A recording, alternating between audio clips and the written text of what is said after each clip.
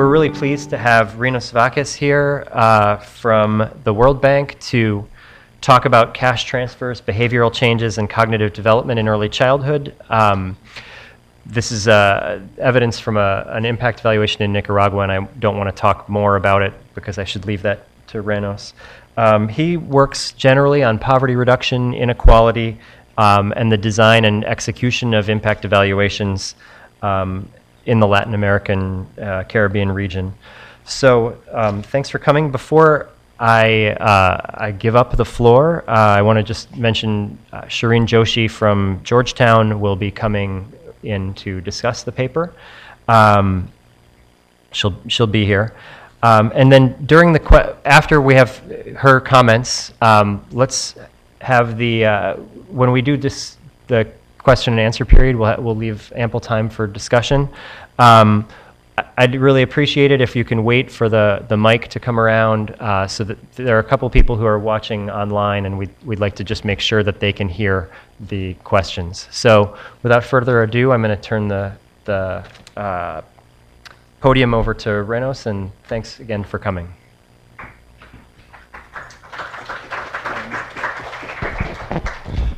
Thank you. So, quick question: do I need to speak on the mic so people can hear? Is that? Yeah, ideally. Is there a mic? A manual mic? Okay. So, well,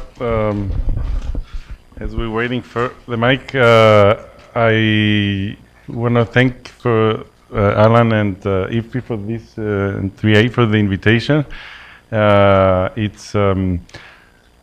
do need to admit that I'm coming out of, so I was working on ECD all August, but most of it was on a beach in Cyprus with my kids.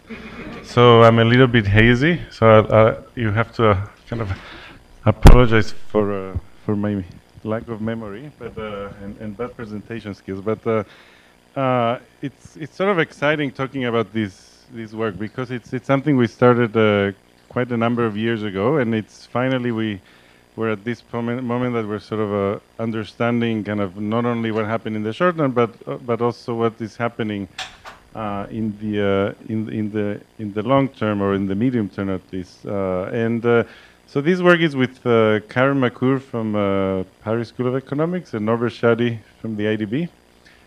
And just some general motivation before I get into the details of the panel. It's basically thinking about cognitive development and early childhood development. I mean, there's been a lot of there's some documentation in the literature discussing about the importance of early childhood development and cognitive skills for later in life, for school performance. Even some long-term studies that look at the long-term impact into the labor force. And then there's similar research that talks about when is the best timing to do investments in early childhood, how early, or how do you think about catch up, and even if you go all the way to the medical literature, I mean, it's widely known in medical literature the importance of nutrition and health and stimulation on basically the brain development, and how the first few years basically you have this very highly accelerated process of generating neurons in the brain, and how those are actually linked to learning processes. So this has been quite a lot of motivation and a lot of evidence that linking those two things with a lot of outcomes we generally are interested. Now, in terms of early childhood stimulation programs, there is up to a few years ago there was really not that much. There was a lot of evidence related to to kind of more supply-driven literature about the impact of different types of centers, the quality of the implementation, but it was much less known about sort of the demand side. Much less was known about how program can affect investments in kids by affecting parents directly. And there you can think of different types of intervention, like parenting interventions, where parents receive information and sort of guidance as to how to raise the kids. But also there's been things like cash transfers, which actually directly can affect incomes and therefore can affect sort of investments and decision to invest in the children per se. Now, related in terms of Nicaragua, how does this fit? And when we started this in Nicaragua, they had a center-based model called PININ, where basically it was in a pilot phase, but and it was it was running in various different settings. But basically, throughout its sort of history, there was implementation issues in terms of quality. And more importantly, nobody really knew whether it worked or not. There was, some efforts to evaluate it, but basically, the government knew very little. And in parallel, in the early 2000s, kind of along the evolution of CCTs, Nicaragua decided to pilot some early CCT interventions. And basically, this sort of builds up from those discussions with the government as to how to best sort of deal with poverty and link it to early childhood, etc. So today I'm going to specifically talk about this pilot in Nicaragua, which deals with an intervention that provided different types of cash transfers, and I'll get into the details in a minute. And we're going to focus on the impacts, but also trying to sort of net out exactly what was the potential mechanism that's driving the results, which is sort of the interesting thing we want to understand from these pilots at the end of the day beyond the impact. So this is the outline. So let me talk about the Atención a Crisis pilot, which is basically, so now I'm assuming most of you are familiar with conditional cash transfers, so I'm probably going to go through this very quickly, but basically conditional cash transfer in Latin America, it's basically there's more countries that I can count that have experimented with that. The advantage, have been evaluated extensively, but yet, up to recently, the last, again, 2, 3, 4 years, there was not a lot of evidence. There was a lot of evidence on a lot of aspects, consumption, incomes, shocks, etc. But it was not that much evidence on cognitive and emotional development in early childhood. Some early evidence showed some impact, but then there was this ongoing debate beyond the short-term impacts of CCTs. Can they actually have sustainable or long-term impact, and what could potentially those mechanisms, those things can be achieved? And I think a lot of research is being done right now to actually understand those things, now that we're about 10, 15 years away from many of those programs when they started. So now, why would a CCT or a cash transfer program affect child development? Well, obviously, you have the income effect. You have an extra cash that basically gets into the household, and then it will allow potentially spending on nutrition, stimulation, material, etc. The other issue is that these transfers, the majority of the interventions give it to the women, and then there's sort of a we may think that they have preferences, and there's some evidence to support that in terms of how they will spend the money if the money is in their house. So there's some intra-household sort of decision-making and play. So that may be another potential channel. And the third channel that can be equally important is the fact that a lot of these programs actually involve a lot of interactions and social interaction within beneficiaries, between beneficiaries and providers. And through that, you may expect that there could be some reinforcement of information and additional motivation in terms of sort of behavioral change.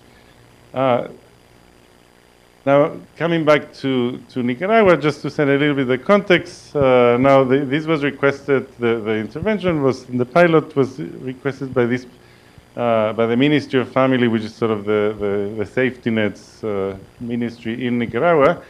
And it was a particular request by a mayor in the north, in a very rural setting in Nicaragua, whose municipality was just hit by one of the big droughts, who now every 2 years there's a big drought, but basically in around 2004 there was a really big drought that has kind of wiped the crop. And then the mayor sort of complained, okay, you need to do something to the ministry, and then, with all the good timing in terms of research and policy, etc., these pilots sort of emerge as potentially something to address. Now this region is a very rural region. The majority of the farmers are, subsistence farmers. As you see, this is, 82% are below $1 a day. So in terms of education, the average level of years is about 3-4. A quarter of the kids are stunted. So we're talking about really very, very kind of chronic, poor, very extreme poverty. So because of the shock and the drought, and because of the existing CCT in other regions, the government decided to, okay, can we think of ways that they're going to go beyond sort of a safety net in terms of just giving cash transfers and linking it to sort of the school education, but can we think of kind of out of the box? And basically, the two key objectives that they wanted to make sure they could address is, first was really in the short run deal with the intervention that could provide a safety net to those households that were affected, and now, of course, everybody was affected, and basically reduce the short-term impact, at least of the drought in that case. But then, in doing that, was there a way to integrate a component that would actually provide upward mobility and income generation by basically allowing households to build assets or create new income sources, etc. So basically diversify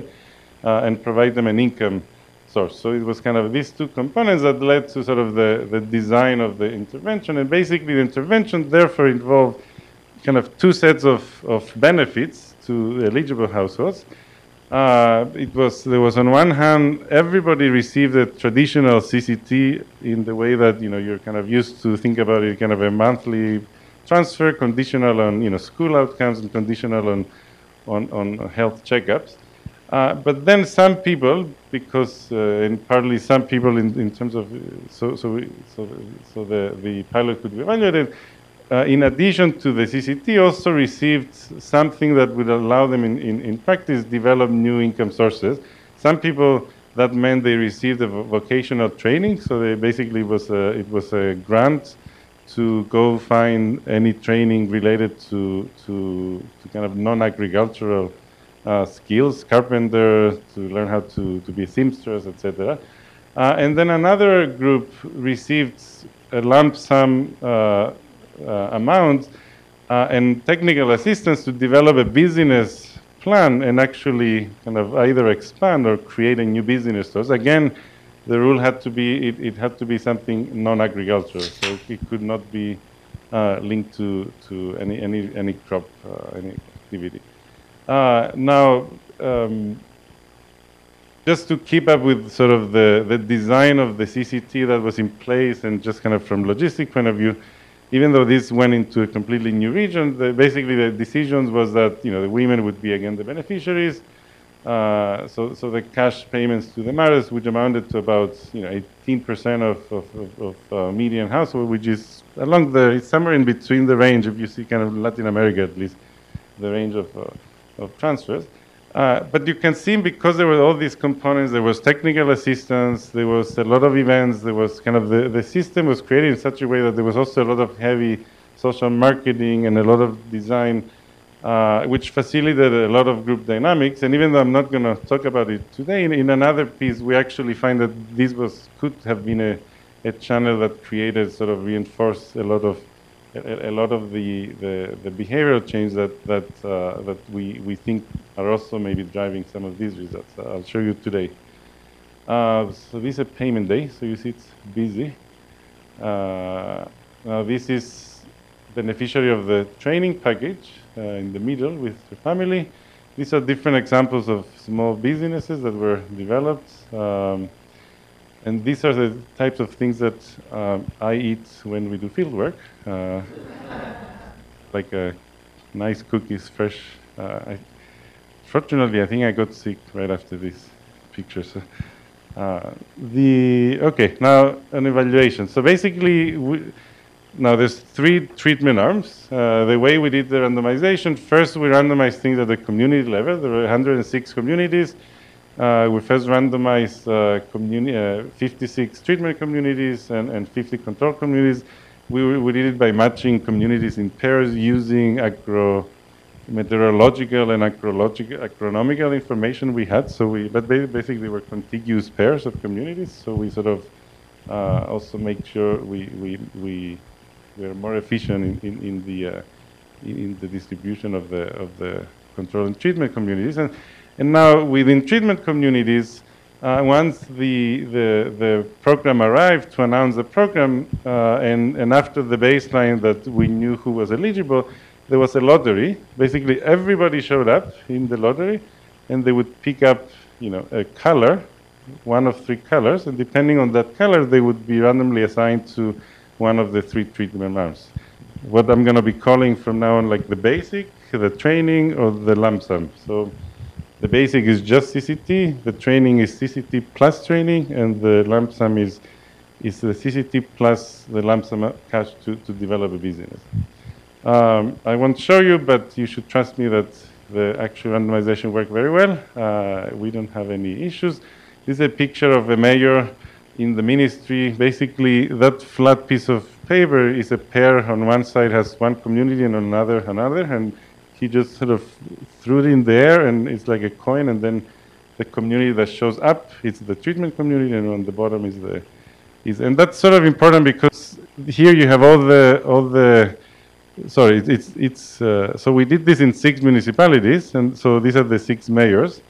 And now in the community, everybody is there, so everybody actually sees kind of the randomization. And I mean, we always sort of get questions about kind of, because these are the community level, and then one of the kind of non-researchy things that we learn is how important in terms of transparency and in terms of reinforcing even sort of the not having an impact, adverse impact on the implementation of the program, was how transparent the randomization was at the community level, so people knew why, why somebody got, a lump sum or training. It was actually because of the randomization. The picture is from a children's book we wrote documenting one of the successes experiences from the baker, emprendedora, entrepreneur. How would I translate that, I guess? Okay, so first baseline was just before the program started. It was also used to define eligibility. Given the poverty in that region, about 90% of the people in the baseline are eligible. That gave us our sample of 3,000 eligible households in the treated communities, and we got another 1,000 in the eligible households in control communities. And basically, we collected first follow-ups. The first follow-up survey after 9 months. Then the program ends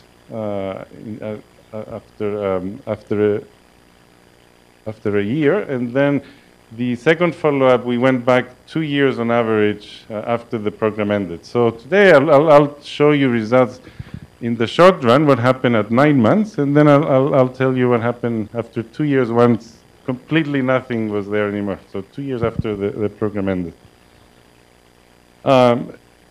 Also, just to convince you things worked out well and we should not worry about anything else, basically high levels of compliance. I mean, really everybody, 95% assigned to treatment, received the transfers. There was one household by some digitizing error that ended up receiving, but that was really not a big, it was a good deal for him, but it was not a big problem for us. And then in terms of attrition, basically the last round we collected, we have about 3% after 4 years. So we don't have any issues there. Okay, so what are we measuring? So we're focusing on early childhood outcomes. So we spend a lot of time actually testing and piloting and trying to see what needed to adjust in terms of instruments. I mean, I think we started with 20 sets of instruments, which allowed us to also, partly see how potentially we could adjust, but also how, what didn't make sense. So basically, I'm showing you the things that actually were either easy or easy to adjust. The Denver we were lucky in the sense that Nicaragua and the Ministry of Education actually uses a version of the Denver who has multiple different tests to actually test school kids. So they were quite familiar with some of these instruments. Now from this screening test, we're using 4 tests. One is about social and personal abilities. So in terms of interaction, how the kids is able to, things for dressing or how they may interact with other kids or with their parents, etc. There is a language test. There's a few motor skills, fine and gross motor skills. We also use from the Peabody. There is a receptive language test, which is basically it's a little book, and I show you pictures, and I tell you show me pencil or something like that, and actually that has been tested in Spanish as well, so that was relatively easy to adapt. And then you have from McCarthy, which is another kid, we have some memory tests and again some additional motor skills. And then we have a kind of a standard behavioral problem index. Now, one thing we do just to make kind of everybody's life easier, we standardize this. So all these except the BPI are going to be Z scores. So it makes it easy to sort of interpret the result as standard deviations, basically. And I guess I mentioned that we piloted, so this is us playing and piloting. You can see there's 1,000 people. It's actually creates a lot of interest. This is not how we collected data. This is how we piloted, just in case. Okay, so now we collected that. What does the baseline tells us? Basically, that these kids are extremely delayed. So these are different indicators, and so this is these numbers are the percent of the kids in our sample in the control communities relative to the international norm, and whether they fall, how many of them fall below the 25 percentile or the 10 percentile. Look at language for the Denver. You have about 82% of these kids are below the 25th percentile. If you go to the receptive language, it's 97. Now, I mean, I probably, there's always an issue with comparability in terms of, whether this is exactly comparable with international, especially because, again, especially because this is a, extreme poor area. So, I would probably not, put my point that these are, real numbers in terms of comparability, but these are really large delays. I mean, these are, if you turn them into, months, it would be almost about 2 years delays in some of these outcomes. But of course, there's some outcomes like gross, like motor skills that you see fewer delays. So most of the delays are sort of along the cognitive and some of the social dimensions. And you can also see that there's a strong relationship with a lot of those indicators and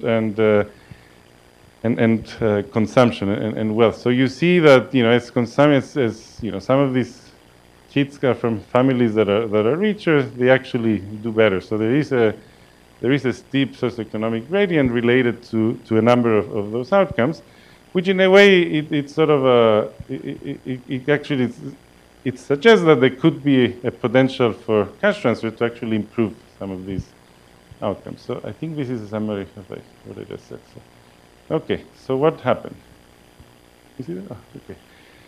So these are like the Z-scores. These are standard deviation impacts after 9 months. So at 9 months, basically we have significant impacts on a number of dimensions, but especially on cognitive, on a lot of the cognitive dimensions. So, for example, in the receptive language, there was a 0.22 increase in standard deviations.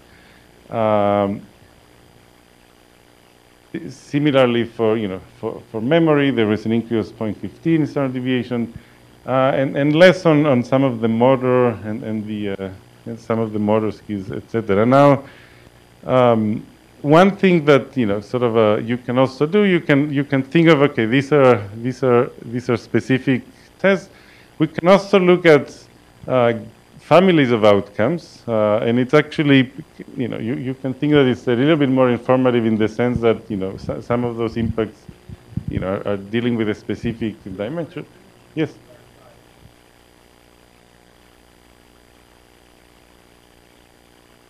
Follow-up or the treatment? Okay, sorry. So these are impacts. These are impacts where we group everybody who got something together. So all the three treatment arms that I discussed earlier, we're grouping them together here. So it's just an overall intent to treat between treated and control. Sorry. The coefficient because for the larger number was worse, and So here it seems to be the larger number. Yeah, so this is a percentage of it. Right. But below Right. and So big number.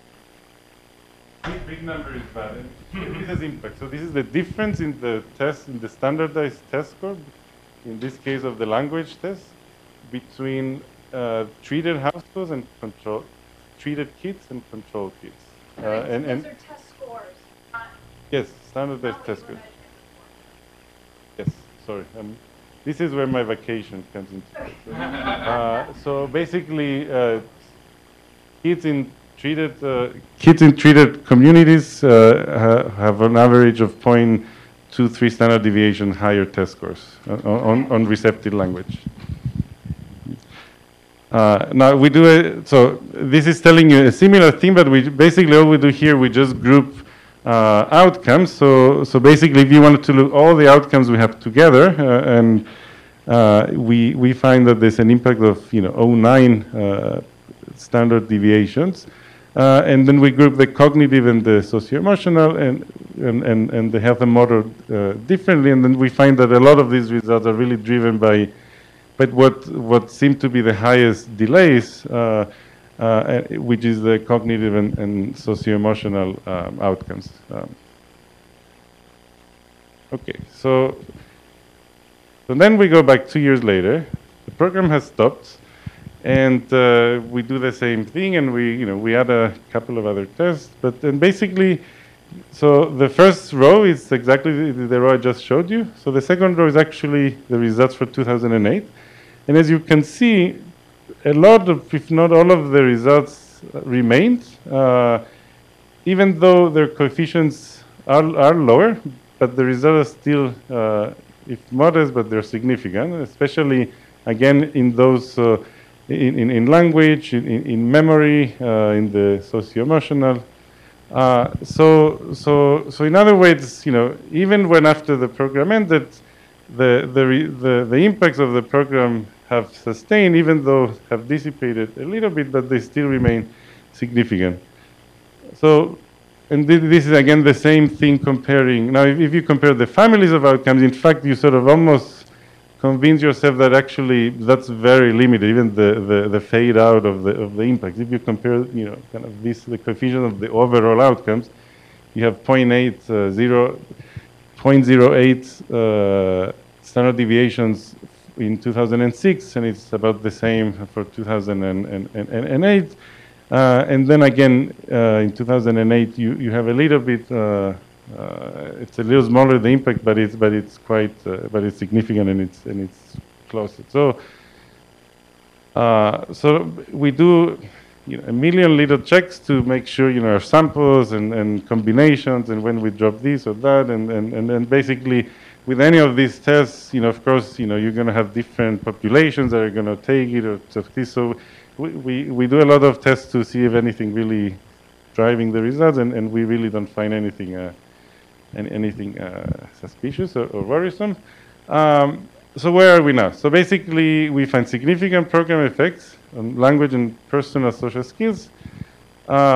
Again, these are the dimensions where we had the highest delays at the beginning, and impressively, there is no fade out. I mean, there's even there's a little bit, but the results are sustained 2 years after the program ended. So the rest of the paper basically, and the rest. How much time do I have?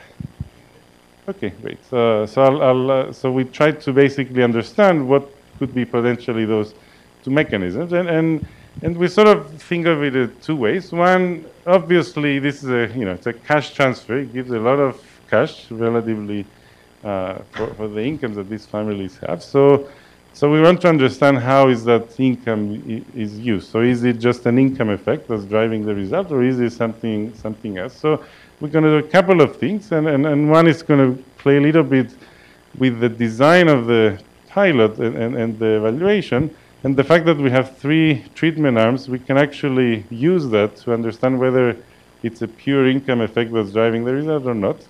And the second thing we do is to basically explore what happened in other outcomes related to the standard risk factors for child development, related to nutrition, stimulation, and health status.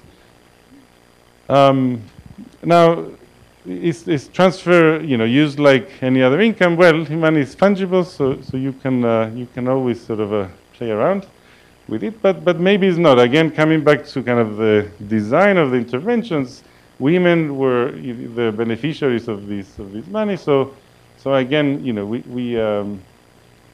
so we may think that they have different preferences in terms of how they would use the money and invest it within the household if they have the control.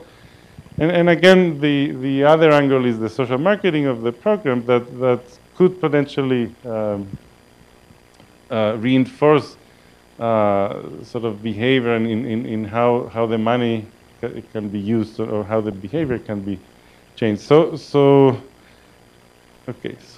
we do. So the first thing we do is we look at the we look at the. So we want to see if there's differential impact across the different arms. So first, I'm showing you the impacts on consumption. So this is per capita. So as you see, on average, so the first column tells you the overall effects of all the treatments. So basically, in 2006, during the program, you would expect they keep getting cash. So this impact is going to be quite high, and it's actually almost 30% increase in consumption in treated households relative to control households from the program.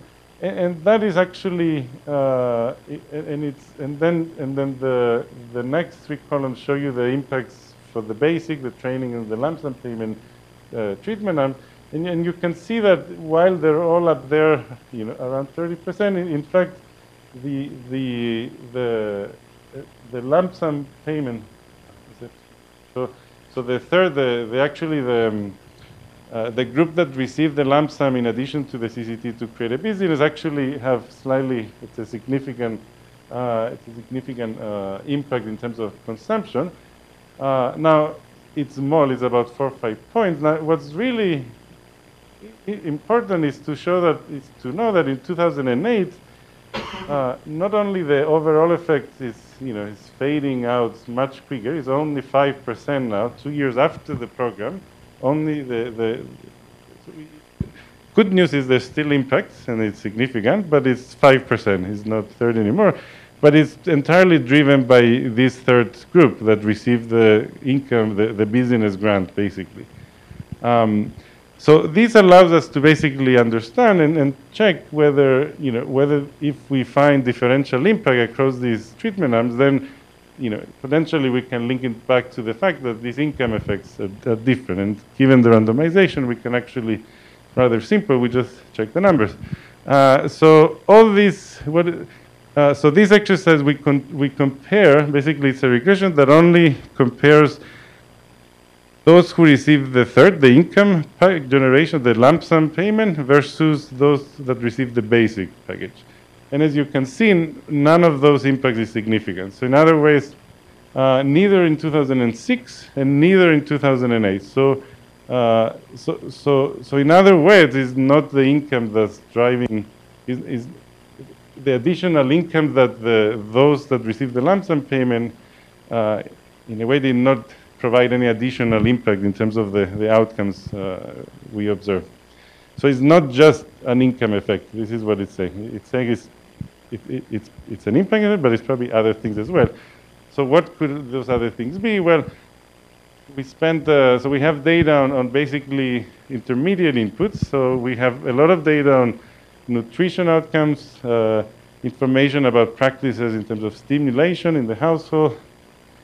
We have a lot of information related to health, and we have parents' depression scales, and basically the point here is to see that there's a lot going on. I mean, this is from 2006, so in 2006, basically there's a lot going on along in terms of a lot in terms of nutrition. Better food, better types of food, better a larger number of material.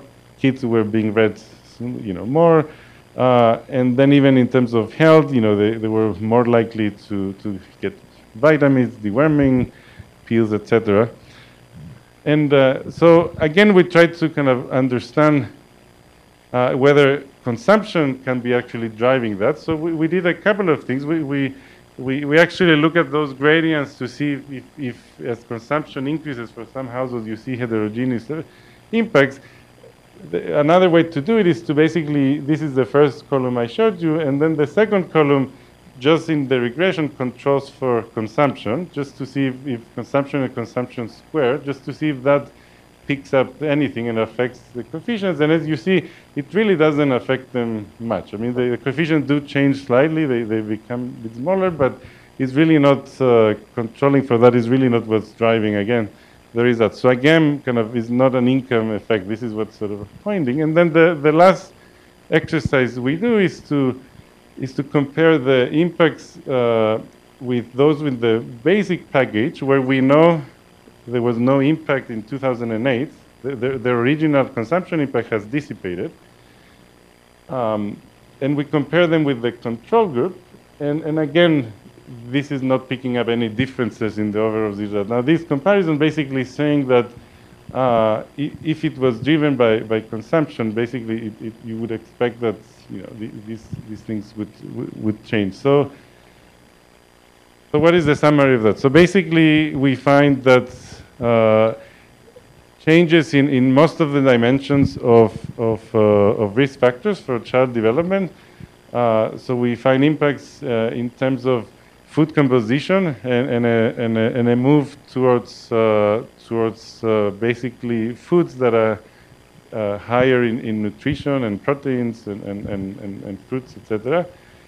We find a number of impacts in the stimulation, and then in a number of measures of child health. And then we also find that even though we even though we test different ways to get around the fact that whether it was income that was driving some of it, that we find that is not only impact that, so then these effects actually are happening throughout sort of the income or the consumption distribution, and they're not affected by the fact that even the households that got the income generation, and they had, in fact, even higher consumption 2 years later, even those don't have any different behavior than all the other treatments. So basically this suggests that if there were behavioral, so one, that there were, in addition to whatever income effect, there were behavioral changes, and that those behavioral changes actually persist. Went faster than I thought. So basically, what is this telling us? In summary, basically, so this program, we find a modest but significant effects of a number of dimensions of child development only after 9 months. And then there is no fade out of the program effects. And that's in contrast to a number of other evaluations that are look at supply side interventions.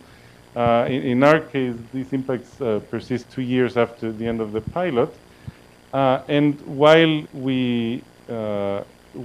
income and consumption were, of course, instrumental into this pilot, they cannot alone explain the impacts we're finding and the persistence of these impacts. So, so basically, we conclude that these changes have to be driven by changes in behaviors, and those are driven through behaviors in terms of of attitudes towards nutrition, stimulation, and health. And now what we can't really identify is the exact channel kind of to really pinpoint whether it's is the fact that it's the women that receive it, or whether it's the social marketing, whether the conditions themselves, or any ideas we can come up with. So I think this is it. And I guess as a parenthesis, if I have another minute, is basically what we're actually been doing lately as a follow-up to this. We are actually now testing in the same region a new pilot where actually looks at parenting practices, and it's sort of a home-based intervention where educators show up in houses and they work with these families. So we basically randomized within this world. So we have a new experiment, and I think that will be interesting because it's going to allow us to show two things. One, whether kind of a more direct emphasis beyond transfers and consumption and on these practices, and the knowledge and the attitude and pushing sort of the behavioral change can have similar effects or not. And we have the advantage of, we have two advantages. One, because we're doing it kind of orthogonal to this experiment, we can actually understand a little bit the complementarities. We can actually pick up potential complementarities by the earlier intervention and test whether having been through this experience actually have any differential impacts across. And the other modality we're using, we have communities where the educators go to houses and they work with the mothers and the kids, and we have another set of communities that the educators work with mothers and fathers. So we'll be able to sort of get an intra-household or men versus fathers versus mothers. So with this, I'll be happy to answer any questions of a bad presentation. Thank you.